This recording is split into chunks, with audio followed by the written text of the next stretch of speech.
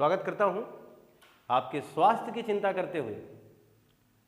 आपके पोषक पदार्थों का अभी सिलसिला खत्म हुआ है, जिसके पार्ट आपने देखे होंगे कि पोषक पदार्थ के 5 पार्ट आपके सामने मैंने प्रदर्शित किया, लाने का प्रयास किया। अब आज आपके सामने एक नई क्लास के साथ मुखातिब हूँ, मानव रोग पार्ट 1। यहाँ भी मैं आपकी विशेष केयर करूँगा, और मैं इसलिए ऐसा कहता हूँ क्योंकि जरूरी यह नहीं कि हर बात को रटा जाए, जरूरी यह नहीं कि हर बात को ये मान करके कठिन मान लिया जाए कि हम सामान्य विज्ञान की तैयारी कर रहे हैं। अरे बाबा, विज्ञान तो बड़ा टफ होता है, ऐसा कह लेना ही, ऐसा कह लेना हमारे ऊपर एक मानसिक प्रेशर, एक मानसिक दबाव स्थापित करता है। इस दबाव से आपको दूर जाना है, इस दबाव से आपको निकल जाना है। इसलिए मैंने आपसे कहा है कि मैं आपके पहलुओं के साथ, आपके तमाम उन विचारों के साथ जुड़ना चाहता हूं जहां से मैं ये टॉपिक आपके सामने उल्लिखित कर रहा हूं, मानव रोग पार्ट 1। ये सीधा सीधा बात है कि इसके कई सीरीज आने वाले हैं, कई सीरीज आएंगे। जो भी मैं ये नहीं कह सकता कि कितनी सीरीजें आएंगी, लेकिन कई सीरीजें आएंगी। मानव रोग पार्ट 1 है, जिसका ये उल्लेख मैंने कर रखा है। ये आपके निजी जीवन से संबंधित है, और अगर ये हमारे निजी जीवन से संबंध रख रहे हैं तो फिर एग्जामिनर को पूछने दो ना, फिर जैसी मर्जी हो ऐसा पूछे हो। क्यों ना हम अपने आप को इस कदर तैयार कर ले कि हमें बुखार भी आए ना तो भी हम बता पाए कि इसका पैमाना क्या है। हमें अगर बार बार खांसी आ रही, हम बता पाएं कि ये क्या हो रहा है हमारे साथ। अगर हम चलते चलते थक जाते हैं, बैठे बैठे सो जाते हैं, क्या हो रहा है हमारे साथ, ये सारी बातें हम बता पाएं। कुछ इस कदर अपने आप को तैयार करना है। तो आइए जुड़ते हैं मानव रोग के पार्ट 1 सीरीज के साथ, एक महत्वपूर्ण टॉपिक के साथ। पुनः आपका स्वागत, अभिनंदन करता हूं मैं। और आज की शुरुआत ये मानव रोग का मैं यहाँ से करना चाहता हूँ कि मानव रोग, जिसे आप ह्यूमन डिजीज कहते हैं, ये वाकई में 2 प्रकार का होता है। ह्यूमन डिजीज 2 प्रकार का है, एक होता है आनुवांशिक और एक होता है उपार्जित। पहली बात तो हम इसे बेस, इसके समझने के प्रयास करेंगे। इसका बेस क्या है, आधार क्या है? आनुवांशिक रोग। पहले ये तो जान लो कि आनुवांशिक रोग कौन से हैं। एक होता है आनुवांशिक और एक रोग होता है उपार्जित। आनुवांशिक और दूसरा रोग क्या है? उपार्जित रोग। दोनों बातों को समझना है हमें, आनुवांशिक और उपार्जित रोग। गहनता से, ध्यान से अगर आप सुनेंगे तो बाकी चीजें तो वैसे भी जानकार हैं, आप जान जाएंगे। आनुवांशिक का मतलब इतना तो सबको पता है कि आनुवांशिक का मतलब जो हमारे पीढ़ी दर पीढ़ी चलने वाले लोग हैं, जो हमारे माता पिता, हमारे दादा दादी या उनके भी पिता से हमारे पास ट्रांसफर होते, हमारे पीढ़ी दर पीढ़ी हमारे साथ चल रहे हैं, उन्हें आनुवांशिक रोग कहेंगे। उपार्जित रोग का मतलब यह है जो हमें बाद में मिलते हैं। 2 बातें समझना। आनुवांशिक रोग, अभी आपने कहा कि यह किससे प्राप्त होता है? पीढ़ी दर पीढ़ी चलने वाला है। मैं पिता लिख दे रहा हूं, पिता माता लिख दे रहा हूं, इससे आप समझ जाना इनके पिता माता, इनके पिता माता, ये पीढ़ी दर पीढ़ी चलने वाले रोग हैं आनुवांशिक। पिता माता से ये जो हैं, ये बाहर किसी अन्य चीजों से हमें मिल जाते हैं। यहां पिता माता का कोई दोष नहीं है। अब समझें, यहां मैं कह सकता हूं यहां व्यक्ति स्वयं दोषी होता है। व्यक्ति स्वयं दोषी होगा, क्योंकि अगर आपको बुखार हो रहा है, इसमें आपके माता पिता का कोई रोल नहीं है। अगर आप किसी भयानक बीमारी से पीड़ित हो रहे हैं, जैसे एड्स से पीड़ित हो गए, तो मैं आपसे बार बार कहूंगा कि इसमें आप पूरी तरीके से दोषी हैं। और अगर आप अन्य तमाम प्रकार की बीमारियां, जैसे आप कोरोना से प्रभावित हो गए, तो इसमें भी आपका ही दोष है, क्योंकि आपने अपने हाथ को सैनिटाइज नहीं किया होगा, आपने वो दूरी नहीं बनाई होगी लोगों से, तो हो गया होगा, है ना। तो इसमें व्यक्ति स्वयं दोषी होगा। ये उपार्जित रोग में व्यक्ति स्वयं दोषी होता है, और यहाँ आनुवांशिक रोग में व्यक्ति स्वयं दोषी नहीं है। व्यक्ति का कोई दोष नहीं है, व्यक्ति का कोई दोष नहीं है। ये उपहार स्वरूप हमें मिल जाते हैं। ये ऐसे रोग हैं जो हमें भेंट स्वरूप मिल जाते हैं। यानी ये आप अच्छे बुरे कर्मों का नतीजा समझ लें कि आपने कोई गलत काम नहीं किया, आपने जैसे ही इस धरती पर अपना आगमन यानी आने का वो काम किया, जैसे ही आप माँ की गर्भ से जन्म लेकर इस वातावरण, खुले वातावरण में आते हैं, आपके साथ ऐसे रोग चले आते हैं। आप बताना, आप तो अभी अनभिज्ञ हैं, आपने कुछ ऐसा काम ही नहीं किया है, फिर भी आपके साथ वो रोग जो चले आए हैं, जिसके साथ आप शुरू से ही परेशान हैं, जन्म लेते ही आपके अंदर वो विकार है, वो आनुवांशिक है, उसमें आपका कोई दोष नहीं है। दोष यहाँ है जो आप अर्जित करेंगे। क्लियर है बात ना? तो मैंने तो ये बात स्पष्ट कर दिया कि आनुवांशिक और उपार्जित रोग में अंतर क्या है। अगली बात देखिएगा, कुछ विशेष पहलू की बात मैं करता रहूँगा। सभी आनुवांशिक रोग जन्मजात होते हैं, जन्मजात होते हैं। यानी कहने का तात्पर्य है, जन्मजात होने का मतलब जन्म से होंगे। जितने भी आनुवांशिक रोग हैं ना, जैसे ही आप धरती पर आएंगे, जैसे ही आप जन्म लेंगे, तो ये काम आपके साथ होगा, आप रोगी बने रहेंगे। सभी आनुवांशिक रोग जन्मजात होते हैं। क्लियर है बात? लेकिन सभी जन्मजात रोग, ये चीज ध्यान देना, लेकिन इस बात को भी विशेष याद रखें, लेकिन सभी जन्मजात रोग आनुवांशिक नहीं होते हैं।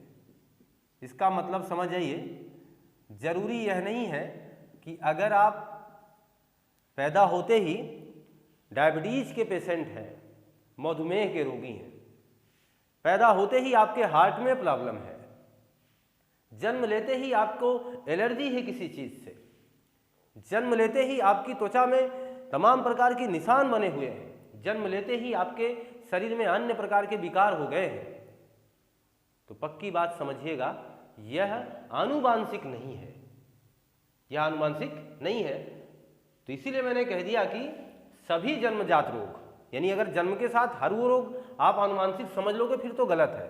लेकिन हाँ, जितने भी आनुवांशिक रोग हैं ना, सबके सब कैसे होते हैं? जन्मजात, यानी आनुवांशिक हैं तो जन्म के साथ रहेंगे।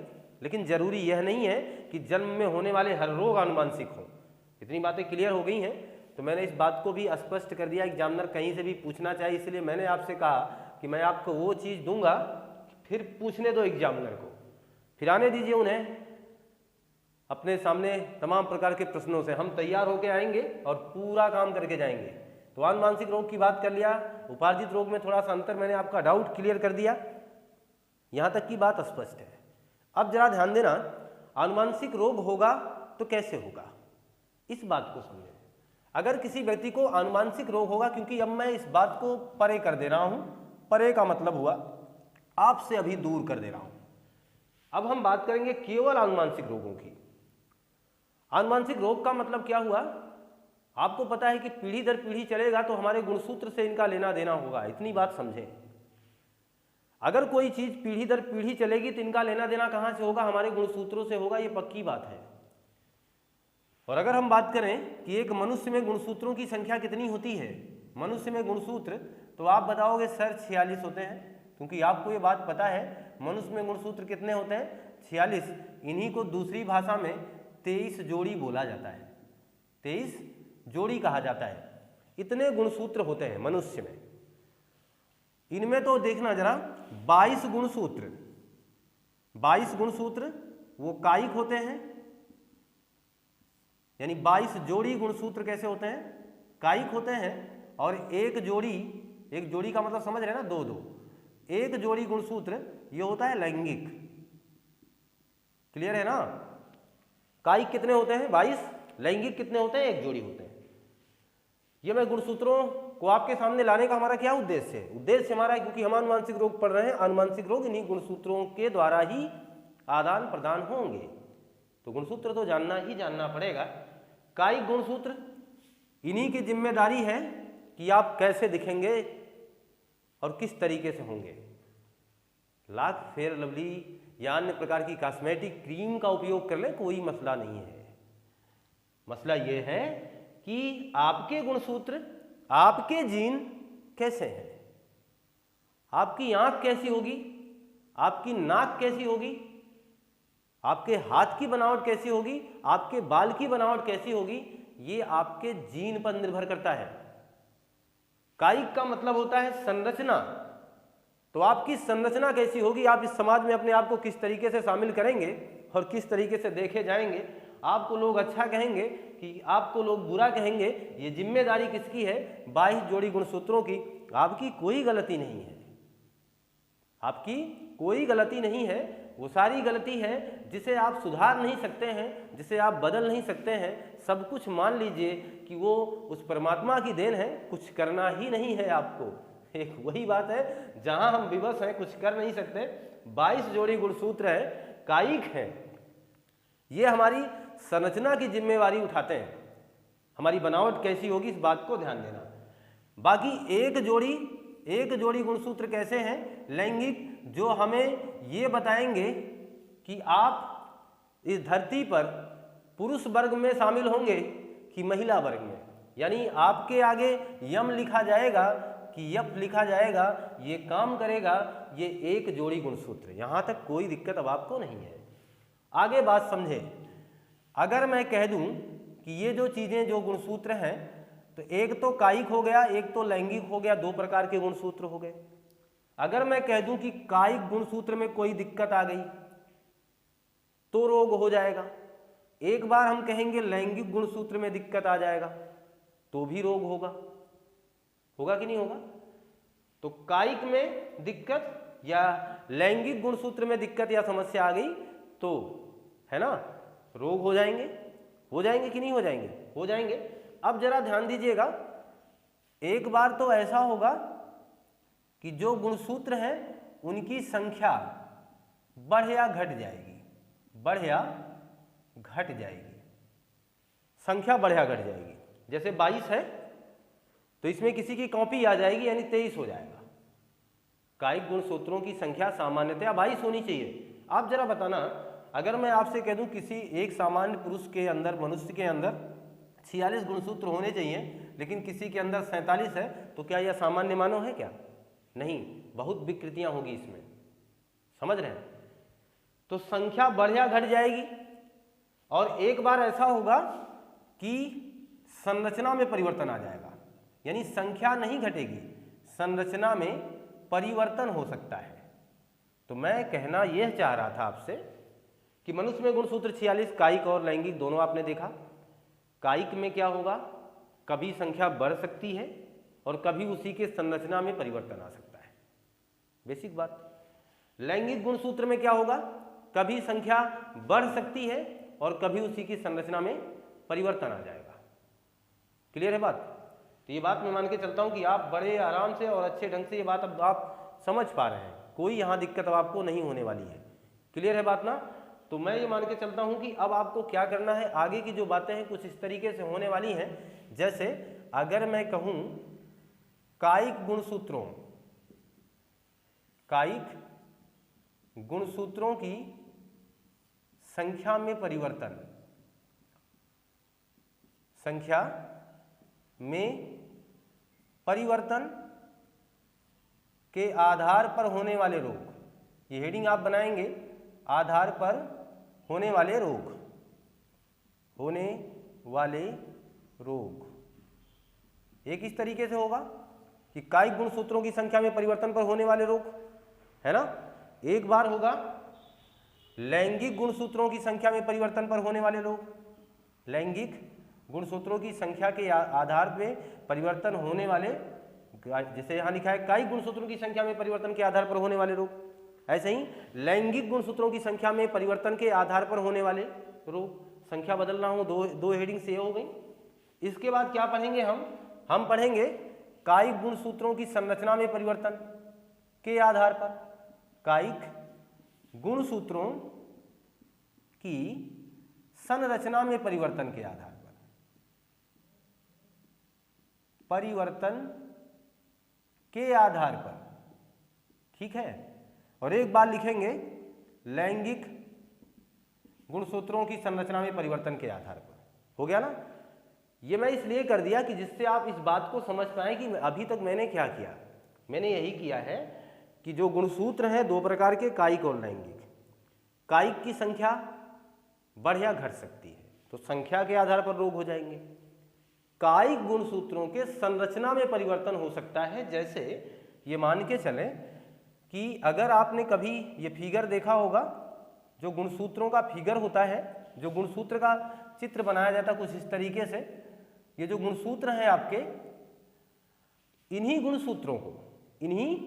गुणसूत्रों पर जीन होते हैं, जीन, जो कि डीएनए के क्या होते हैं, भाग होते हैं। डीएनए के खंड होते हैं या भाग होते हैं। इसलिए मैं इस बात को स्पष्ट कर दे रहा हूं, कभी कभार एग्जामिनर यह भी कह सकता है कि जीन किसे कहते हैं, तो कहना जीन डीएनए के भाग होते हैं, जीन डीएनए का खंड है। तो जब इसके जीन में कोई दिक्कत आ जाएगी तो गुणसूत्रों की संख्या बढ़ेगी घटेगी, तो 46 थी 46 रह गई। लेकिन उसके जीन में विकार आ गया, उसके जीन में समस्या आ गई, तो संबंधित व्यक्ति रोगी हो जाएगा। कभी कभार ऐसा होगा कि इन्हीं गुणसूत्र की एक और कॉपी सामने आ जाएगी, जैसा ये है वैसे एक गुणसूत्र और आ जाएगा, अब तो दिक्कत हो जाएगी। तो संख्या के आधार पर और ऐसे भी हो जाएगा। क्लियर है ना? मैं मान के चलो इस बात को आप समझ पा रहे हैं। हमने जो बात अभी आपके सामने पेश की है, जो बात आपके सामने मैंने रखना चाहा है, वो स्पष्ट है कि हमने कह दिया कि गुणसूत्र की संख्या बढ़ घट सकती है, तो संख्या के आधार पर अलग अलग रोग हो जाएंगे, कायिक में अलग, लैंगिक में अलग, संरचना बदलेगी यानी जीन में कोई परिवर्तन आ जाए, क्योंकि गुणसूत्र किसका बना होता है, डीएनए और हिस्टोन नाम की प्रोटीन का, डीएनए और हिस्टोन नाम की प्रोटीन का गुणसूत्र बना होता है, और इसी डीएनए का खंड होता है जीन। जब जीन में विकार आएगा तो इसका मतलब संरचना बदली है, जीन में विकार आएगा संरचना बदली है, और जब गुणसूत्र की संख्या बढ़िया घट जाएगी तो उसका मतलब है उसकी संख्या में परिवर्तन हुआ है, दोनों आधार पर रोग होगा। क्लियर है? अब जरा ध्यान देना, अगर हम लोग इसी संख्या वाली बात पर निर्भर हैं और इसी संख्या वाली बात को आगे बढ़ाने वाले हैं, क्योंकि अब हम पहले काम करेंगे गुणसूत्रों की संख्या में परिवर्तन के आधार पर होने वाले रोग। एक तरफ मैं लिखूंगा कायिक गुणसूत्रों की संख्या में परिवर्तन और एक तरफ मैं लिखूंगा लैंगिक गुणसूत्रों की संख्या में परिवर्तन। दोनों तरीके के रोग आपके सामने मैं अभी अभी रखने का प्रयास करूंगा। अब जरा ध्यान दें, अगर हम बात यहाँ ये कर लें कि अगर संख्या में परिवर्तन होगा तो कैसे होगा, तो मान के चलना अगर 23 जोड़ी गुणसूत्र है, जिसे मैं इसी 23 जोड़ी गुणसूत्र है ना, क्योंकि अगर मैं बात करूं कि 46 हैं, अगर इनको इस तरीके से लिख लें कि अगर एक की वृद्धि हुई, कितने की, एक की, यानी 46 की बजाय 47 गुणसूत्र हो जाए, यानी 23 जोड़ी प्लस एक गुणसूत्र और आ जाए। समझ रहे हैं हमारी बात? अगर ऐसा हो गया प्लस एक की वृद्धि हुई तो इसे कहा जाएगा ट्राइसोमी, याद रखिएगा इस बात को, ट्राइसोमी। और अगर 2 की वृद्धि हुई तो इसे कहा जाएगा टेट्रासोमी। क्लियर है? और अगर 1 की कमी आई तो इसे कहा जाएगा मोनोसोमी। मैंने कहा घट भी सकता है और बढ़ भी सकता है, मोनोसोमी। और अगर 2 की कमी आ गई तो इसे कहा जाएगा नलीसोमी। क्लियर है ना? जैसे मैंने आपसे अभी अभी कहा है कि मान लो किसी का गुणसूत्र 23 है, उसमें +1 हो गया तो इसका मतलब ट्राइसोमी हुआ है। वहाँ गुणसूत्रों को n से दिखाया जाता है क्योंकि ये हमेशा जोड़ी में होते हैं, द्विगुणित होते हैं, इसीलिए इनका फार्मूला अगर बन जाए कुछ इस तरीके से तो कोई संकोच आपको नहीं करना है, क्योंकि ये द्विगुणित हैं। 23 लिखा है इसका मतलब वो आगुणित है, गुणसूत्र आगुणित है, जोड़ी में वो द्विगुणित है, अतः इसे n का मतलब केवल गुणसूत्र की संख्या, 2n का मतलब उसका द्विगुणित संख्या। इसीलिए आपने हमेशा, अभी शुरुआत में मैंने जोड़ी शब्द का जिक्र किया था, 2n + 1 इसका मतलब भैया ट्राइसोमी, 2n + 2 इसका मतलब टेट्रासोमी, 2n - 1 इसका मतलब मोनोसोमी, और 2n - 2 इसका मतलब क्या हो जाएगा, नलीसोमी की बात हो जाएगी। क्लियर है? तो एक विस्तृत रूपरेखा जो भी अभी हम लोगों को समझना था इस रोग से संबंधित, उन तमाम बातों को हमने आपके सामने रख दिया है। यहाँ कोई दिक्कत अब आपको नहीं होनी चाहिए। गुणसूत्र हैं, गुणसूत्र की संख्या में परिवर्तन हो सकता है, गुणसूत्र की संरचना में परिवर्तन हो सकता है, दोनों के आधार पर अलग अलग रोगों के बारे में हम लोग जानने वाले हैं। आप इसका स्क्रीनशॉट लीजिए। तो मान के चलूँ कि आपने स्क्रीनशॉट ले लिया होगा, और अब हम बात करेंगे कि संख्या में परिवर्तन के आधार पर होने वाले रोग, गुणसूत्रों की संख्या में परिवर्तन। तो ध्यान देना कि आप हेडिंग्स बनाइए। अब वो तो मैंने आपको इसलिए बेसिक चीज़ आप जान सकें इसलिए मैंने उस पर उतना समय आपको दिया। गुणसूत्रों की संख्या में परिवर्तन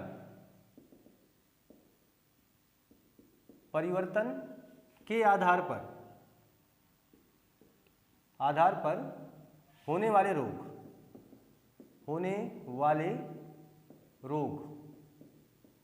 अब बात यहां से शुरू होगी। गुणसूत्रों की संख्या में परिवर्तन के आधार पर होने वाले रोग, यानी संख्या में परिवर्तन होगा तो कौन कौन से रोग होंगे। एक तरफ मैं लिख दे रहा हूं कायिक गुणसूत्र की संख्या, है ना, ये तो बताया वहां पर कायिक गुणसूत्र, यानी अगर इनकी संख्या में परिवर्तन होगा तो कौन से रोग होंगे, ये मेन हेडिंग्स, ये उसके अंतर्गत हेडिंग। और अब यहां मैं लिख दे रहा हूं लैंगिक गुणसूत्र। तो दोनों ही चीज अब आप जान पाएंगे। लैंगिक गुणसूत्र, कायिक गुणसूत्र की संख्या में परिवर्तन होगा तो कौन से रोग, लैंगिक गुणसूत्र की संख्या में परिवर्तन होगा तो कौन से रोग। क्लियर है। अब जरा ध्यान देना, मैं यहां बात करूंगा, पहला रोग लिखूंगा डाउन्स सिंड्रोम या डाउन सिंड्रोम, दोनों बातें लिख दे रहा हूं। डाउन सिंड्रोम, ऑब्लिक का निशान, डाउन्स सिंड्रोम, डाउन्स सिंड्रोम। दूसरा है एडवर्ड सिंड्रोम। सिंड्रोम का मतलब होता है विकार, एडवर्ड सिंड्रोम। और तीसरा है पटाऊ सिंड्रोम, पटाऊ सिंड्रोम। ये तीन ऐसे रोग हैं, और भी हो सकते हैं, लेकिन मैं उन महत्वपूर्ण रोगों की बात कर रहा हूं। ये तीन ऐसे रोग हैं जो कायिक गुणसूत्र की संख्या में परिवर्तन के आधार पर हो जाते हैं। गुणसूत्र की संख्या में परिवर्तन यानी कायिक गुणसूत्र की संख्या, यानी उन 22 जोड़ी गुणसूत्रों में की संख्या में क्या होगा, इजाफा हो जाएगा। 23वां जोड़ी की बात नहीं आएगी। 23वां जोड़ी गुणसूत्र लैंगिक होता है, इस बात को मैं बता चुका हूं। 22 गुणसूत्र की संख्या में परिवर्तन होगा तो ये रोग हो जाएंगे, इस बात को ध्यान देना, क्योंकि एग्जामिनर सीधा बात कर देता है कि किस में परिवर्तन हुआ है, लैंगिक गुणसूत्रों में। कौन सा रोग लैंगिक है और कौन सा रोग कायिक है, ऐसा एग्जामिनर पूछ लेगा, इसलिए बहुत ही जरूरी इस बात को जानना। तो डाउन सिंड्रोम की जहां बात मैं करूं तो यहां देखना 21वें जोड़ी गुणसूत्र में एक की क्या हो जाएगी, वृद्धि। वृद्धि का मतलब ये होता है गुणसूत्र का विभाजन नहीं हो पाया है। ध्यान से सुन रहे हैं ना, मैं यही कहना चाहता था, इसलिए मैं बार बार कहता हूं ध्यान से सुनते रहिए।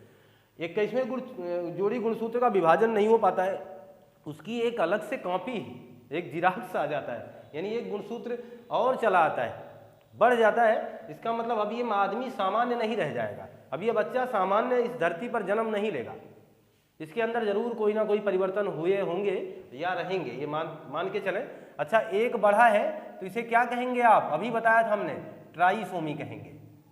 यहाँ इसलिए समझा दे रहा हूँ क्योंकि बार बार आगे ना करना पड़े ये बात, इसे हम ट्राइसोमी कहेंगे।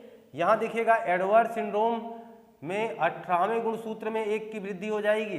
देखना, मैं 22 के बाद नहीं जाने वाला, मैं इसके नीचे ही हूं ना, क्योंकि 23वां गुणसूत्र लैंगिक हो जाएगा। फिर 18 + 1, इसका मतलब 1 की कॉपी आ गई। यहाँ भी क्या हो जाएगा, ट्राइसोमी। बार बार लिखने की क्या आवश्यकता है। यहाँ देखिए पटाऊ सिंड्रोम, इसको याद करना बिल्कुल आसान है, मैं आपको बता दूं। देखना, मैंने पटाऊ लिखा है, अगर आप इसको पढ़ें ध्यान से देखें तो मुझे लगता है आपको पता चल जाए कि मैंने 13 लिखा हुआ है। यहाँ भी 13वें गुणसूत्र में 1 की क्या हो जाएगी, वृद्धि हो जाएगी। क्लियर है ना। तो एडवर्ड सिंड्रोम में 1 की, पटाऊ सिंड्रोम में 1 की, डाउन सिंड्रोम में भी क्या हो रही है, 1 की वृद्धि हो रही है। तो हमने बात कर ली ट्राइसोमी, हर जगह देख रहे हैं आपके सामने ट्राइसोमी का नज़ारा पेश किया गया। और ये समस्त रोग कायिक गुणसूत्र की संख्या में परिवर्तन के आधार पर होने वाले रोग हैं। अब जरा आप समझें, कुछ महत्वपूर्ण बातें मैं इन रोगों के बारे में भी बता देना चाहता हूँ। डाउन सिंड्रोम रोग के बारे में और भी एग्जामिनर क्या कर सकता है, इसे मंगोलिज्म कहा जाता है। कई बार एग्जामिनर महोदय ये बात कर चुके हैं कि मंगोलिज्म रोग कौन सा है, मंगोलिज्म कायिक है या लैंगिक है। तो मंगोलिज्म रोग कैसा है, आनुवांशिक है। आनुवांशिक के साथ साथ कायिक गुणसूत्रों में संख्या में परिवर्तन के आधार पर होने वाला रोग है। 21वें गुणसूत्र में ट्राइसोमी हो जाती है ना। इतनी बातें आपको जानना है। तो मंगोलिज्म इसका नाम क्यों पड़ा, क्योंकि मंगोलिया एक देश है, आपको पता है, चीन से इसकी सीमा लगती है। मंगोलिया की सीमा कहाँ से लगती है, चीन से। बोर ना हो आपको, थोड़ा सा मैं जोड़ देता हूँ एक अच्छे इतिहास की कहानी से।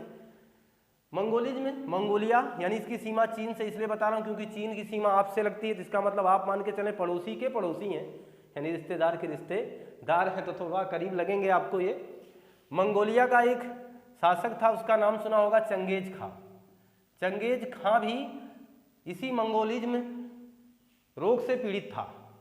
चंगेज खां भी इसी मंगोलिज्म रोग से क्या था, पीड़ित था। मंगोलिया के ज़्यादातर लोग इसी मंगोलिज्म रोग के शिकार हैं। वहाँ पे कुछ ऐसी जातियाँ जनजातियाँ हैं जो वाकई में डाउन सिंड्रोम की शिकार है। आज अमेरिका एक ऐसा देश है, आप मान के चलें, अमेरिका में 700 में प्रति एक, यानी 700 में एक व्यक्ति इस रोग का शिकार है। किसमें, किस देश में, अमेरिका में। यानी खतरनाक है ये। और इस रोग में होता क्या है, आपका कद बहुत ज़्यादा बढ़ेगा नहीं, आप छोटे रहेंगे, आपके हाथ की उंगलियां कुछ इस तरीके से दूर दूर होंगी, मोटी होंगी, आवश्यकता से ज़्यादा छोटी होंगी, आपकी नाक थोड़ी चपटी होगी, कान थोड़े छोटे होंगे और होंठ थोड़े से बड़े होंगे। और आपके दिमाग भी काफ़ी ज़्यादा बड़ा होने का मतलब यह है कि काफ़ी कम सोचने वाला होगा।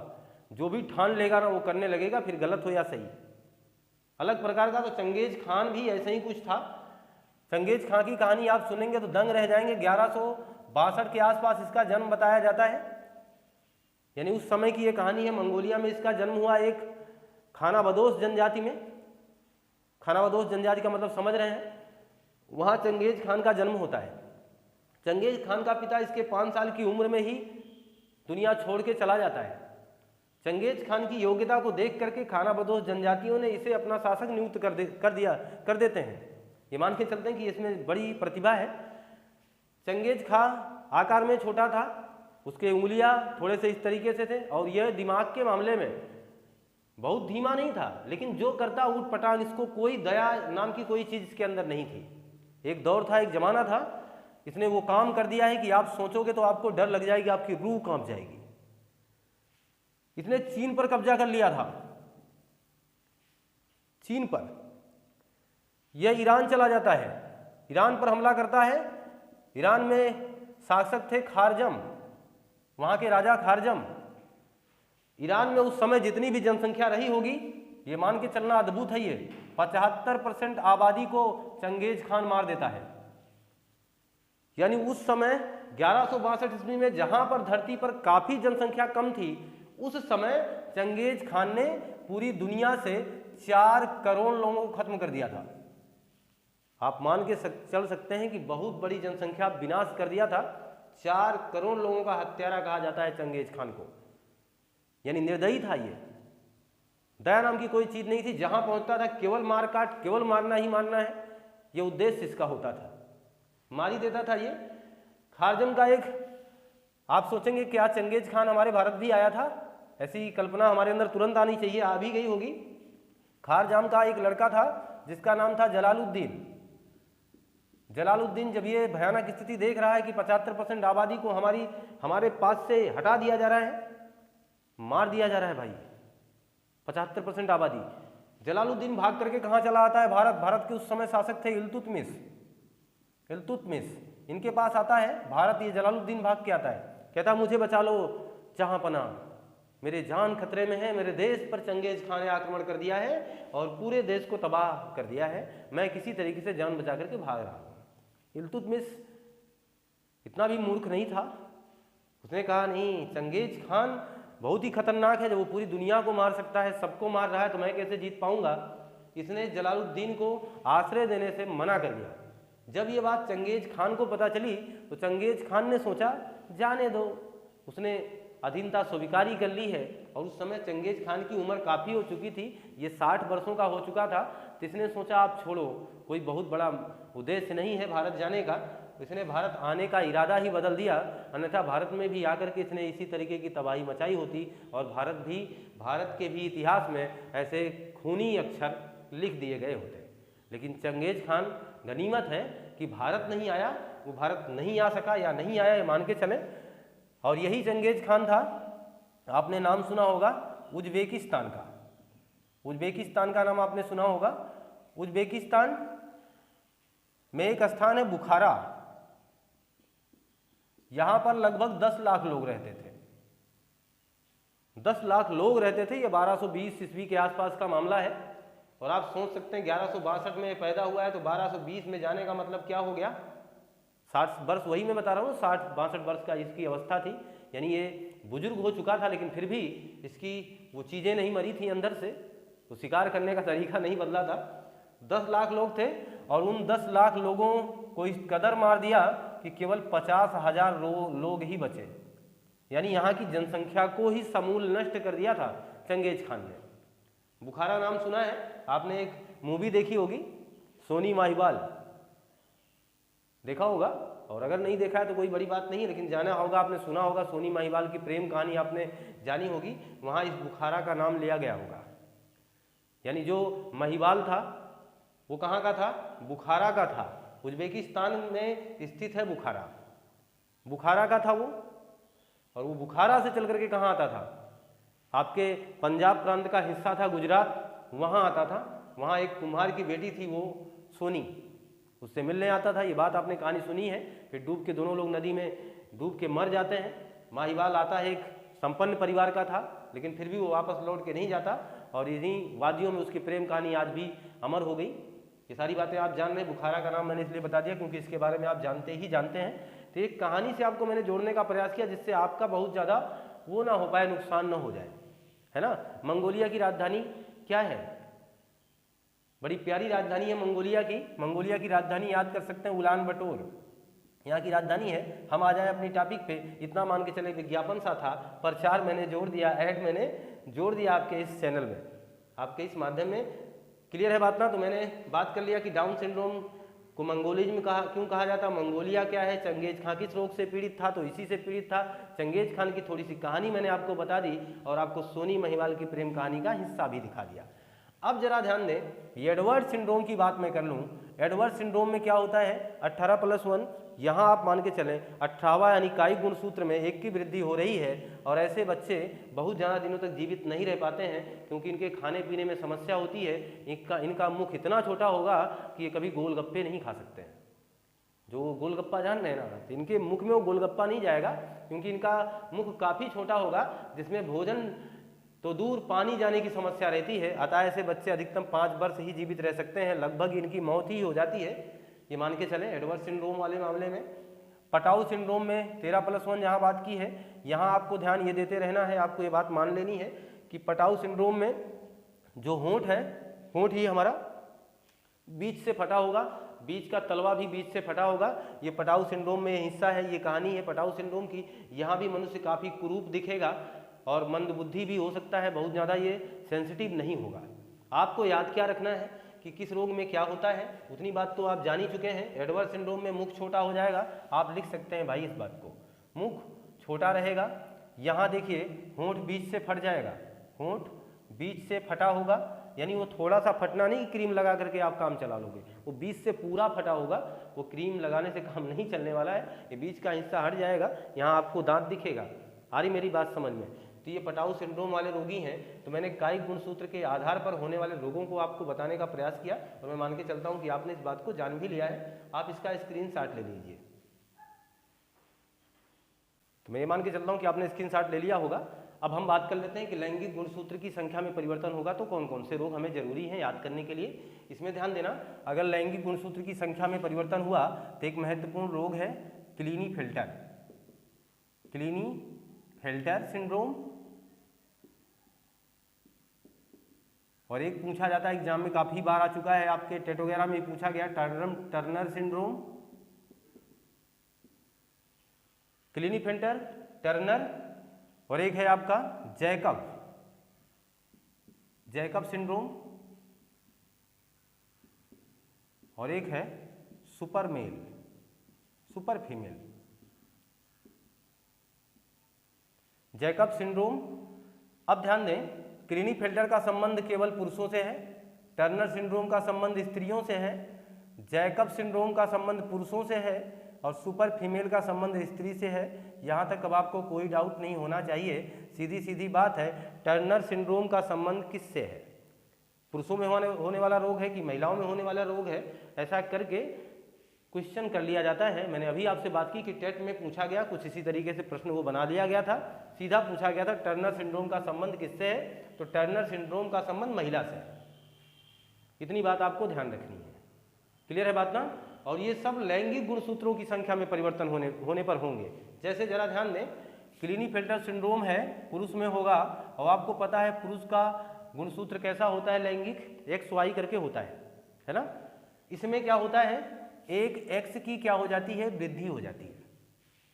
अब जरा बताना, क्या यह पुरुष पुरुष रह जाएगा, क्या यह पुरुष पुरुष रह जाएगा, नहीं ना।